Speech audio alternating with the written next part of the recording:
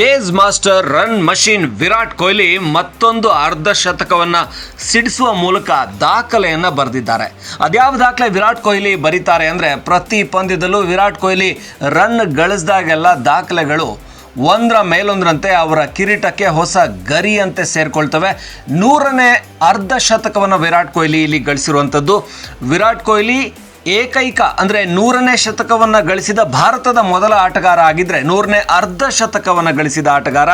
ಇವರಿಗಿಂತ ಮುಂದಿರೋದು ಜಗತ್ತಿನಲ್ಲಿ David Warner ಮಾತ್ರ. 108 ಅರ್ಧ ಶತಕಗಳನ್ನು T20ಯಲ್ಲಿ ಗಳಿಸಿದ್ದಾರೆ ಡೇವಿಡ್ ವಾರ್ನರ್ ನಂತರ ವಿರಾಟ್ ಕೊಹ್ಲಿ ಇದ್ದಾರೆ. ವಿರಾಟ್ ಕೊಹ್ಲಿ 108 ಅರ್ಧ ಶತಕಗಳನ್ನು ಮೀರಿ ಹೋಗೋದ್ರಲ್ಲೂ ಕೂಡ ಅನುಮಾನ ಇಲ್ಲ. ಯಾಕೆಂದರೆ ಲಾಂಗ್ ಟೂರ್ನಮೆಂಟ್ ಆಗಿರುತ್ತೆ I P L long tournament 74 ಪಂದ್ಯಗಳಿರೋದ್ರಿಂದ.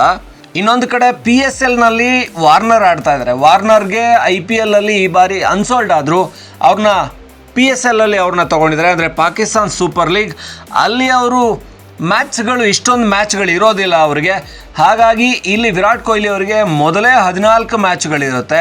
ಅದಾದಮೇಲೆ ಕ್ವಾಲಿಫೈಯರ್, ಎಲಿಮಿನೇಟರ್, ಫೈನಲ್, ಸೆಮಿಫೈನಲ್ ಅವಕಾಶ ಸಿಕ್ಕಿದ್ರಂತೂ ಕೊಹ್ಲಿ ಕನ್ಸಿಸ್ಟೆನ್ಸಿ ನೋಡ್ತಾ ಇದ್ದರೆ ಬಹುಶಃ ಈ ಸೀಸನ್ನಲ್ಲೇ 108 ಅರ್ಧ ಶತಕವನ್ನು ಮೀರಿ ಜಗತ್ತಿನಲ್ಲೇ ಅತ್ಯಂತ ಹೆಚ್ಚು ಅರ್ಧ ಶತಕಗಳನ್ನು T20ಯಲ್ಲಿ ಹೊಡೆದ ಬ್ಯಾಟ್ಸ್ಮನ್ ಆದರೂ ಆಗಬಹುದು.